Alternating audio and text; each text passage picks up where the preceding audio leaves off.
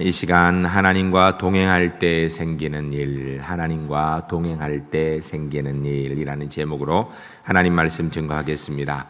우리는 우리 스스로를 그리스도인이라 이야기하고 다른 사람들도 우리를 그리스도인이라, 예수 믿는 사람이라 이야기합니다. 그리스도인, 예수 믿는 사람이라 라고 이야기하는 것은 바로 우리가 하나님과 함께 걷는 삶, 동행하는 삶을 살기 때문에 그렇게 이야기하는 것이 당연한 것입니다. 그런데 우리가 하나님과 동행하며 주의 뜻을 이루며 사는 길이 우리가 생각하는 것처럼 그렇게 평탄한 길만 있지는 않을 때가 많이 있습니다. 우리가 생각하기를 기본적으로 예수 믿고 살아가면 문제가 없어지고 평안한 삶이 있었으면 좋겠다라는 생각을 하지만 꼭 그렇지 않은 경우들도 있거든요. 아니, 때로는 정말로 예수 믿기 때문에 오히려 힘들고 어려운 일이 찾아올 때도 있습니다. 근데 중요한 것은 그 어려운 문제들 우리가 어떻게 대하고 처리하고 있는가, 이게 정말 중요한 관건입니다. 오늘은 본문 말씀을 근거로 하여서 그리스도인이 하나님과 동행할 때 생기는 고난의 문제에 어떻게 우리가 처리해야 되는가, 어떻게 이 문제를 해결해야 되는가, 어떻게 믿음으로 승리하는가에 대한 말씀을 듣고자 합니다. 말씀을 드리면서 한번 돌아보시기 바랍니다. 나는 내게 있는 고난의 문제를 어떻게 처리하고 있었는가 돌아보시는 가운데 우리 울산제일교회 성도님들, 2019년도에 우리의 삶 가운데 어려움이 없다면 너무너무 좋죠. 근데 만약 어려움이 있다라면, 특별히 믿음 가운데 있는 중에 어려움이 있다라면 그 문제로 인하여 넘어지는 사람들이 아니라 오히려 더 놀라운 주의 은혜의 역사를 함께 이뤄갈 수 있는 믿음의 사람들이 주 안에서 꼭 될 수 있기를 주의 이름을 간절히 축복합니다. 첫 번째 따라하겠습니다. 하나님의 역사를 보고 세상 사람들은 두려워합니다. 우리가 1절, 2절 말씀을 함께 읽겠습니다. 하나님의 역사를 보고 세상 사람들이 어떻게 생각하는가? 우리는 하나님의 역사를 보고 어떻게 해야 되는가 생각하며 1절, 2절 같이 읽겠습니다. 그때 여호수아가 아이를 빼앗아 진멸하되 여리고와 그 왕에게 행한 것 같이 아이와 그 왕에게 행한 것과 또 기브온 주민이 이스라엘과 화친하여 그 중에 있다함을 예루살렘 왕 아도니세덱이 듣고 크게 두려워하였으니 이는 기브온은 왕도와 같은 큰 성읍이요 아이보다 크고 그 사람들은 다 강함이라. 아멘. 우리가 읽은 1절, 2절 말씀에서는 하나님께서 역사하신 것을 보고 예루살렘 왕 아도니세덱이 하나님이 역사하셨구나, 하나님의 일이구나 생각하면서 그 앞에 경배를 하면서 그 뜻에 순종하고 영광 돌리는 것이 아니라 본문에 보니까 크게 두려워하였다라고 이야기합니다. 여러분, 아도니세덱 하면 예루살렘의 왕의 이름인 줄 아는데요, 사실은 왕 자체의 지칭입니다. 애굽 왕은 바로라 그러죠. 그런 것처럼 예루살렘 왕을 지칭하는 말이 아도니세덱입니다. 그러니까 이 아도니세덱이라는 것은 당시의 예루살렘 왕의 이름이 아니고 왕을 가리키는 말이 아도니세덱입니다. 아도니세덱의 뜻은 의의 주, 이런 의미입니다. 이 아도니세덱이 사실은 지금 여호수아에 처음 나오는 것이 아니라 우리가 잠깐 다른 발음의 이름으로 나와서 처음 듣는 것 같은데 창세기에 나옵니다. 창세기 14장 18절에 아브라함 때의 의의 왕 멜기세덱, 의의 왕이라는 이름을 가진 멜기세덱이라는 사람이 나오죠. 이 멜기세덱과 아도니세덱은 같은 이름입니다. 같은 뜻이에요. 메투엘이라는 성경학자는 그리하여서 이야기하기를 이 창세기에 나오는 멜기세덱의 후손이 지금 현재 예루살렘의 이 지금 여호수아 시대의 왕 아도니세덱이다라고 이렇게 얘기합니다. 한마디로 얘기하면 아도니세덱은 그 조상이 멜기세덱으로 하나님을 아는 사람의 후손이었다라는 거예요. 그리고 더 나아가서 예루살렘은 당시 이 남부 팔레스틴 지역에 여러 세력들이 있었는데 그 세력 중에 가장 강력한 세력 중에 하나였습니다. 그런데 그가 크게 두려워하는데 왜 크게 두려워했는가? 하나님께서 이스라엘을 통하여서 여리고성을 무너뜨리고 아이성을 함락시키고 나서 그걸 보고 강력한 민족 중에 하나인 기브온이 이스라엘에게 찾아와서 거짓으로부터 멀리서 온 것처럼 꾸며가지고 그들과 조약을 맺어서 그들과 화친한 것을 들었기 때문이에요. 오늘 본문에 기드온은 왕도와 같이 큰 성이라고 얘기한 걸 보면 기브온은 주변의 여러 성들에 비해서 아주 힘이 세고 정치적인 이 주권의 역할을 감당했던 그런 왕 같은 성읍이었던 것 같습니다. 이런 성이 이스라엘과 함께 화친했다는 이야기, 그리고 그 앞에 아이성이 무너지고 여리성이 무너졌다는 이야기를 듣고 예루살렘 왕 아도니세덱이 두려워했다라고 이야기했습니다. 왜 두려워했는가? 아니, 하나님을 섬기는 자의 후손이면 하나님의 역사를 보면서 기뻐하고 즐거워하고 오히려 기브온보다 더 먼저 가가지고 그 이스라엘과 화친해야 되는 게 사실은 상식적으로 맞는 일이 아니겠습니까? 그런데 예루살렘 왕 아도니세덱은 하나님을 모르는 사람으로 오늘 본문에 나오는 것입니다. 이가 이런 두려움을 갖게 되는 이유는 정치적인 판단력이 굉장히 빨랐기 때문이에요.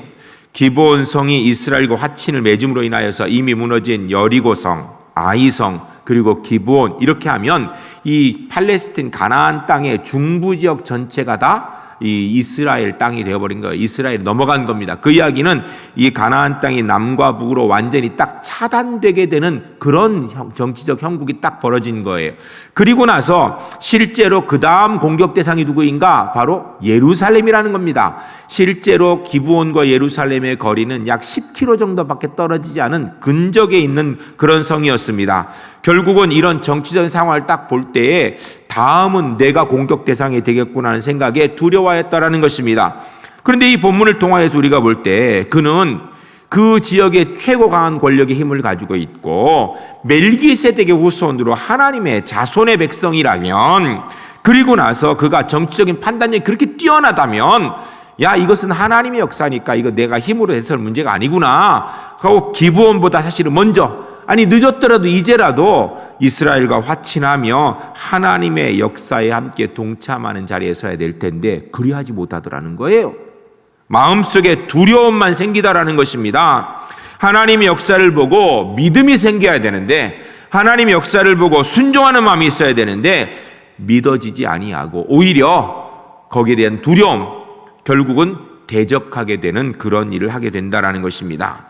여러분, 하나님의 뜻을 보고 믿음이 생기는 건 은혜가 필요한 것입니다. 저절로 되는 문제가 아니에요. 은혜가 없으면, 하나님이 함께 하시지 않으면 두려운 마음만 생기는 것입니다.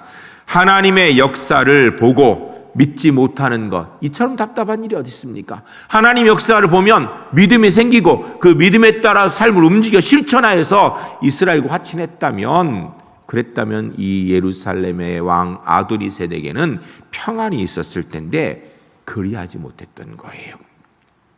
어떤 한 교인이 있었습니다. 그가 큰 부를 모았습니다. 그리고 그가 하나님을 잘 섬기고 주변 사람들에게 선을 베푸는 삶을 사니까 많은 사람들이 그를 존경했습니다. 그리고 찾아와서 어떻게 그렇게 잘 살 수 있는지 지혜를 배우고자 했습니다. 한 젊은이가 그에게 찾아와 물었습니다. 당신이 이렇게 큰 부자로 많은 사람들에게 존경을 받게 되는 그 비결이 무엇입니까? 라고 물었어요. 나도 알려주면 그 비결대로 나도 좀 그런 삶을 살고 싶습니다. 이런 소리지요. 그러자 이 부자가 3가지 자기 삶의 신조를 이야기해 주었습니다. 첫 번째는 술을 마시지 않을 것. 무슨 얘기예요? 정신 똑바로 차리고 맨정신으로 살아라는 얘기예요. 두 번째는 고생을 두려워하지 말고 열심히 일할 것. 합치면 맨정신 가지고 열심히 일하라는 거예요. 열심히, 두려워하지 말고 열심히 일하는 거예요. 세 번째는 하나님만 믿고 만사에 최선을 다할 것. 합치면 뭐예요? 맨정신 가지고 고생 두려워하지 말고 열심히 하면서 하나님 믿고 최선을 다하라는 거예요. 그런데 이 이야기 이렇게 딱 해주니까 이 젊은이가, 아니 당신이 지금 얘기한 거는 삼척동자도 그렇게 하면 괜찮다라는 거 다 아는 얘기죠. 그거 말고, 다 아는 얘기 말고 뭐 좀 특별한 얘기 없습니까? 라고 물었어요. 무슨 이야기예요? 그렇게 다 식상한 이야기 말고 뭐 좀 특별한 비법을 알려달라는 거예요. 그러자 이 부자가 정중히 얘기했습니다. 삼척동자도 다 아는 이야기를 사람들은 알지만 문제는 그 말을 따라 실천하는 사람은 별로 없습니다 라고 얘기하더라는 거예요. 여러분, 하나님께서 역사하시는 건 모르는 사람이 누가 있겠어요? 하나님이 역사하는 건 다 알지요. 근데 문제는 그 사실을 보고 믿음이 생기고 그 믿음대로 삶을 살아가는 것은요, 다른 문제예요. 전 우리 울산 제1교회 성도님들이 2017년, 19년도를 살아가시면서 상황을 정확하게 판단하여서 하나님이 역사하시는 것 정확하게 구분해내는 지혜가 있으시기 바랍니다. 그리고 하나님이 역사하는 걸 보면서 하나님이 일하시는구나, 믿음이 생기는 하나님의 사람들 되시기를 주의 이름으로 간절히 축복합니다. 더 나아가서 그 믿음대로 주님의 뜻에 순종하여 주의 역사에 함께 동참하는 하나님의 사람들이 주 안에서 꼭 될 수 있기를 주의 이름으로 간절히 축복합니다. 두 번째 따라하겠습니다. 언제나 하나님 편에 서야 합니다. 우리가 3절에서 5절 말씀까지 읽겠습니다. 예루살렘 왕 아도니세덱이 헤브론 왕 호합과 아르못 왕 비람과 라기스 왕 아비야와 에글론 왕 드발에게 보내어 이르되 내게로 올라와 나를 도우라. 우리가 기브온을 치자. 이는 기브온은 여호수아와 이스라엘 자손과 더불어 화친하였습니다 하매 아모리 족속의 다섯 왕들 곧 예루살렘 왕, 헤브론 왕, 아르못 왕, 라기스 왕과 에글론 왕이 함께 모여 자기들의 모든 군대를 거느리고 올라와 기브온에 대진하여 싸우니라. 아멘. 여러분, 예루살렘 왕 아도니세덱은 멜기세덱의 후손이에요. 우리가 멜기세덱 하면 하나님의 선 제사장이라는 것 다 알고 있는 상황인데 그의 후손이고 그는 정치적인 판단력도 빠르고 그 일대에서 최고 가는 힘의 세력을 가진 사람이라면 그가 이스라엘의 하나님의 역사하심을 보면서 해야 될 일은 이스라엘과 화친한 일일 텐데 오히려 주변에 있는 다른 족속들을 귀합해 모아서 이스라엘과 대적하여 하나님과 싸우려고 하는 것이 오늘 본문에 있는 내용입니다. 4절 말씀에 내게로 올라와 나를 도우라라는 이야기는 하나님의 강력한 힘에 대항하기 위해서 나와 함께 힘을 합치자는 이야기예요. 기브온을 치자. 기브온은 배신자이고 우리가 기브온을 침으로 인하여서 우리 중에 다시는 배신자가 생기지 아니하게 하고 그리고 더 나아가서 이스라엘에게 타격을 주자, 하나님의 역사를 막아버리자, 이런 뜻입니다. 5절에 아모리의 다섯 왕이라고 이야기하는 얘기는 특별히 그렇게 얘기하는 그 당시에 이 시대로 돌아가서 그 일대에 가장 큰 세력을 갖고 있는 사람들이 아모리 왕이고요, 아모리 왕들이고 아모리 족속들입니다. 그들이 모여서 기브온과 대진하여 싸웠다는 이야기는 한마디로 이야기하면 기브온이 진퇴양난의 상황에 빠졌고 결국 이스라엘도 문제가 생겼다라는 것입니다. 오늘 본문을 보면서 우리가 좀 깊이 생각해야 됩니다. 여러분, 하나님의 역사를 보면 하나님이 역사하시는 줄 알고 그 역사에 순종하고 함께 동참해야 될 텐데 사람이 자기 힘이 있으면요 하나님의 역사 앞에 고개 숙이지 않는다라는 거예요. 예루살렘이 옆에 있는 동료들, 동맹할 사람들이 많으니까 함께 모여가지고 하나님과 대적하려고 하는 거예요. 여러분, 그런데 우리 그리스도인들이 하나님을 대적하려고 하지는 않지요. 이렇게 하지는 않습니다. 그런데 우리에게 비슷한 문제가 있습니다. 무슨 문제가 있냐면요, 어떤 일이든지 행할 때에 내게 힘이 있다고 생각하면 하나님 의지하는 것보다 내 힘을 먼저 의지하려는 그런 실수를 범합니다. 똑같은 거예요. 내가 힘이 없으면 하나님 앞에 무릎 꿇지만 내가 힘이 있으니까 우선 내 힘 의지하려고 하는 거예요. 내가 뭔가를 좀 해보려고 하는 거예요. 여러분, 그러면 안 됩니다.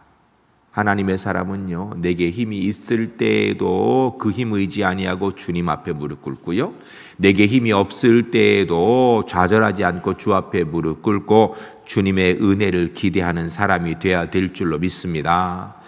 여러분, 하나님을 선택할 것인가 내 힘을 선택할 것인가, 이건요 아주 순간의 종이 한 장 차이예요. 하나님을 선택하는 것은요 인생을 바꾸는 것입니다. 내 힘 의지하면요 망하는 길을 선택하는 겁니다. 꽤 오래전에 TV 선전 가운데 이런 얘기가 있었습니다. 순간의 선택이 10년을 좌우합니다. 들어보셨죠? 가전제품 순간에 잘 선택해야 10년 동안 잘 쓴다는 이야기예요. 여러분, 우리가 순간에 하나님을 선택하는 것이요, 영생을 좌우합니다. 하나님 선택하는 건 순간이에요. 종이 한 장 차이에요. 하나님 선택할지 내임 선택할지는요, 그 순간에 종이 한 장 차이에요. 그러나 그것이요, 영혼을 좌우하는 겁니다. 순간순간을 우습게 여기면 안 돼요. 10분의 법칙이라는 글이 있습니다. 10가지를 이야기하는데 좀 도움이 되는 것 같아요. 제가 읽어드리겠습니다. 10분만 일찍 일어나십시오. 하루가 내 손에 들어옵니다. 10분만 더 잘 씹어 드십시오. 만병이 떨어져 나갈 것입니다. 10분만 먼저 출근하여 업무를 보시기 바랍니다. 능동적 관계를 만들어갈 것입니다. 10분만 먼저 약속 장소에 나가십시오. 인간관계 스트레스를 해결할 것입니다. 10분만 화를 가라앉히고 생각한 후에 말하십시오. 다툼이 더 좋은 사귐으로 바뀔 수 있습니다. 10분만 하루를 돌아보고 잠자리에 드십시오. 오늘 기쁨과 보람을 내일로 이어지게 하며 오늘 실수를 내일 되풀이지 하지 않게 될 것입니다. 10분만 사랑과 감사 메시지를 보내십시오. 사랑과 감사의 삶을 살게 될 것입니다. 10분만 더 걸으십시오. 건강이 찾아옵니다. 제가 이걸 준비하는데요, 어제 기사를 하나 보니까요, 하루에 4층만 계단을 올라내리면요 건강해질 수 있다고 그러더라고요. 실제로 10분만 잡담과 불필요한 인터넷과 전화를 줄이십시오. 하루가 여유로운 중에 집중될 것입니다. 10분만 더 웃으십시오. 삶이 더 행복해질 것입니다. 여러분, 10분 긴 시간입니까? 짧은 시간입니까? 아주 잠깐이에요. 잠깐. 하다 보면 10분 지나가요. 예? 그 짧은 시간을 제대로 사용하면요, 인생의 많은 부분이 달라진다라는 거예요. 특별히 우리는 하나님의 사람 아닙니까? 우리가 하나님을 선택하는 건 순간이지만요, 하나님 편에 서면 우리의 인생이 달라질 수 있다라는 것입니다. 오늘부터요, 하루에 10분만 생각해 보세요. 내가 하나님 편인가? 나는 하나님 편에 서 있는가? 하루에 10분만 더 기도하십시오. 하나님 뜻에 순종하기 위해서 애쓰시기 바랍니다. 인생이 달라질 것입니다. 2019년도 내도록 분명히 하나님 편에 서서 주의 은혜의 역사만 이뤄 나가는 우리 울산제일교회 하나님의 사람들 되시기를 주의 이름으로 간절히 축복합니다.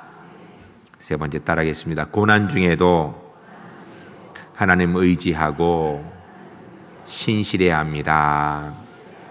우리가 6절, 7절 말씀 읽겠습니다. 읽으실 때에 문제가 생겼을 때 여호수아가 어떻게 했는가, 우리는 문제가 있으면 어떻게 돼요 생각하며 같이 읽겠습니다.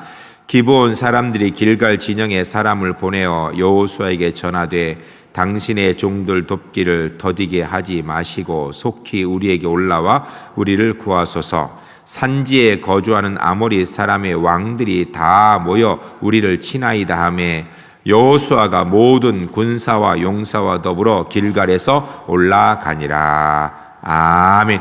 할렐루야.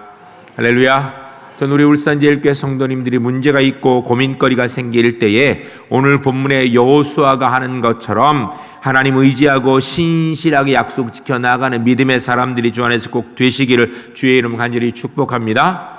6절 말씀에 기브온 족속이 구원에 요청하는 상황을 보면 사태 긴박성을 이야기합니다. 여부스 족속인 예루살렘 왕을 제외한 나머지 아모리 족속이 주요 거주하는 곳이 산지다라고 이렇게 이야기하는 것은요, 그 족속이 강한 민족이라는 걸 이야기합니다. 전쟁을 잘하는 민족이라는 것입니다. 이들이 바로 이스라엘과 기브온을 대적하기 위하여서 강력하게 하나로 모여서 지금 대적하고 있다라는 것입니다. 이 소식을 들은 여호수아가 한 것이 7절이에요. 7절. 여호수아가 모든 군사와 용사와 더불어 길갈에서 올라가니라 라고 이야기합니다. 여호수아가 지금까지 싸운 전쟁은요, 성 하나 놓고 싸웠습니다. 여리고성하고 싸우고요, 아이성하고 싸웠습니다. 그런데 그리고 나서 기본이 와서 화친하자 그랬어요. 사실은요, 근처에 있는 사람 화친 안 하려고 그랬는데 기본이 먼 데서 온 것처럼 거짓으로 꾸며가지고 속아서 화친을 했어요. 그 속아서 화친한 덕분에 이제는 한 성과 싸우는 것이 아니라 이 팔레스틴 남부 지역의 연합군대 5나라 왕들이 함께 모여서 그들이 모여가지고 지금 강력한 군대를 이루고 이스라엘과 싸우게 생긴 거예요. 아니, 하나씩 싸워도 힘들 판인데 지금 연합하여 싸움이 생겼는데 이게 그냥 생긴 것이 아니라 아모리가 자기들을 속여가지고 거짓 화친한 결과로 생겼다라는 거예요. 이 문제가 생겼을 때 여호수아가 이 큰 위협, 저 기본 저놈들 때문이라고 그들을 탓하지 않았습니다. 오늘 본문에 보면. 또 더 나아가서 한 족속이 아니라 5 족속이 연합하여 세력이 크기 때문에 여호수아가 두려워하지 않았습니다. 여러분, 이 본문의 여호수아의 모습을 보면서 우리가 고난 중에도 어떤 자세를 취해야 되는지 믿음의 사람의 자세를 정확하게 볼 수 있습니다. 여러분, 사람들은 힘들고 어려움이 당하면요, 첫 번째 뭐 하는가? 누군가에게 책임을 전가하려고, 비난하려고, 저 사람 때문이라고 이렇게 얘기하고 싶어 합니다. 여러분, 가장 어리석은 일이 그 일이에요. 고난의 때가 되면 어떻게 해야 돼요? 오히려 하나님 앞에 더 가까이 나가야 되지요. 기도해야 되지요. 여러분, 눈앞에 있는 것이 큰 문제라 두려움이 생긴다. 두려워할 거 없습니다. 그보다 더 크신 하나님이 우리와 함께한 줄 믿고 주님 의지하는 믿음의 사람들이 주 안에서 꼭 되시기를 주의 이름을 간절히 축복합니다. 여호수아는요, 이 문제 앞에서 하나님 의지하고 신실하게 오히려 동맹을 지켜나갑니다. 그래서 하나님께서 그를 분명히 도와주실 거라는 믿음 가운데 승리하는 하나님의 사람으로 서는 것입니다. 상황이 어렵다고 포기하지 않고 불평하지 않았습니다. 여러분, 우리가 이 땅의 삶을 살아가면서 내게 부족함이 딱 보이게 되면 나도 모르는 사이에 아이고, 나 같은 인간이 뭘 하겠어, 이런 생각이 들어요. 이게 사단이 주는 마음이에요. 사단이 우리를 넘어뜨리는 방법이 뭐냐면 사실을 얘기하는 거예요. 사실을. 너 이거 부족하잖아. 너 이거 문제 많잖아. 이것도 못하면서 무슨 주의 뜻을 이룬다 그래 라고 얘기하는 그 말 사실이에요. 근데 한 가지를 빼먹은 거예요. 우리는 부족하지만 하나님의 사람이라는 거예요. 우리가 연약하지만 하나님이 우리와 함께 하신다라는 사실입니다. 이 사실을 잊어버리게 만드는 거예요. 여러분, 언제나 내가 잘 나갈 때에도 하나님이 나와 함께 하시지만 내가 부족함이 분명할 때에도, 상황이 어려울 때에도 우리 하나님은 분명히 우리와 함께 하시는 줄로 믿습니다. 이 사실이 있으면 안 돼요. 어느 한 마을에 성질이 아주 포악하고 하루하루 술에 의지하며 살아가는 남자가 있었습니다. 이 사람의 폐악질 때문에 온 마을 사람들이 아주 고개를 절레절레 흔들 상황이에요. 근데 이 남자의 마음속에는 뭐가 있냐면, 아이고, 쓸모없는 나 같은 인생 내가 해서 뭐하나? 그러면서 인생을 포기하니까 결국 술로 나를 보내고, 술을 먹고 나니까 이 사람 저 사람에게 시비를 걸고 폐악질을 하였던 것입니다. 그날도 이 남자가 마을 대로에서 딱 길을 막고 서가지고 지나간 사람들한테 여기 지나가려면 술 사놓고 가라고, 나 먹을 술 내놓고 가라, 이렇게 한 거예요. 사람들이 이미 뭐 한두 번 겪은 게 아니니까 그 사람이 대로에 딱 막고 서 있으니까 그 길로 지나가면 빨리 가는데 아주 먼 길로 돌아가는 거예요. 불편하지면 어떡해. 저 인간하고 뭐 싸울 수는 없고 하니까 그냥 먼 길로 도망하는 거예요. 그런데 한 노인이 그 남자에게 다가와서 이야기를 했습니다. 그렇게 술을 원하나 내 부탁 하나 들어주면 내가 자네가 원하는 술 사주지라고 얘기했습니다. 술 사준단 말에 이 남자가 좋다 그랬습니다. 따라오라고. 노인을 따라서 좀 가니까 노인이 한 우물가에 가가지고선 두레박 하나를 주면서 이 두레박으로 여기 옆에 있는 독에다 물을 좀 기르라는 거예요. 근데 이 남자가 두레박을 딱 보니까 바닥이 딱 갈라졌는데 보니까 물이 줄줄 새는 그런 두레박이에요. 그래서 얘기하기를, 아니 어르신, 아무리 그래도 그렇지 이 깨진 두레박으로 물을 어떻게 기릅니까? 그랬더니 어르신이 한 얘기가, 자네가 이거 안 하면 술 없네, 그러는 거예요. 아니 여기까지 따라왔는데 술도 못 얻어먹게 생겨. 그러니까 알았다고 하고서 그냥 우물에다가 두레박을 넣어서 물을 기르니까 물이 올라오는 가운데 두레박 올라가는데 물이 줄줄줄줄 새는 거예요. 보니까 어떨 때는 물이 반도 안 남고 어떨 때는 뭐 잘해봐야 반 남고 어떨 때는 보니까 뭐 텅텅 빌 만큼 다 새는 거예요. 그래도 어떻게 해요? 자꾸 뭐 불 퍼서 옮겼죠. 그러다 보니까 자꾸 하다 보니까 독에 물이 가득 차게 되었습니다. 독에 물이 가득 찬 것을 이렇게 쳐다보고 있으니까 노인이 하는 얘기가 자네가 들고 있는 깨진 두레박에 쓸모없어 보여도 꾸준히 노력하니까 물독에 물을 채울 수 있지 않았는가? 인생이 좀 부족함이 있고 문제가 있어 보여도 자네가 흠이 있다고 인생을 포기하지 않고 꾸준히 노력한다면 반드시 더 나은 삶을 살 수 있는 것이네. 삶은 쉽게 포기하는 것이 아니네 라고 얘기하더라는 것입니다. 여러분, 세상에 불가능한 일이 없다, 절대 이룰 수 있는 일이 없다는 얘기합니다. 맞을지 모르는데요, 안 되는 게 하나 있습니다. 포기하면 절대 아무것도 할 수 없습니다. 하지 않으면 어떤 일도 할 수 없습니다. 시도하지 않은 일은요, 언제나 그 가능성은 0%, 0%입니다. 여러분, 사단이요, 우리를 유혹하는 방법이 뭐냐면 우리의 부족함을 지적하여서 우리가 사전에 미리 포기하도록 만드는 거예요. 여러분 기억하시기 바랍니다. 포기는요, 배추 실 때나 쓰는 용어예요. 우리의 인생에 쓰는 용어가 아닙니다. 우리 인생은 하나님이 함께 하시기 때문에 하나님 의지하면서 포기란 단어를 없애고 끝까지 주님과 함께 최선을 다하는 것입니다. 죄인 특징 중에 한 가지가요, 어려움 당하면 포기하고 남 비난하고 불평하고 이러는 거예요. 우리는 그 이전에 다 버려야 됩니다. 이제는 우리 예수 그리스도의 사람 아닙니까? 그러면 남 비난하고 누구에게 책임 전가하려고 하고 포기하는 것, 이거 빼어버리고 이제는 주님이 함께 하신 줄 믿고 주의 은혜에 붙들고 분명히 끝까지 승리할 수 있는, 그래서 승리의 은혜를 이루는 2019년도 우리 울산제일교회 하나님의 사람들이 주 안에서 꼭 되시기를 주의 이름으로 간절히 축복합니다.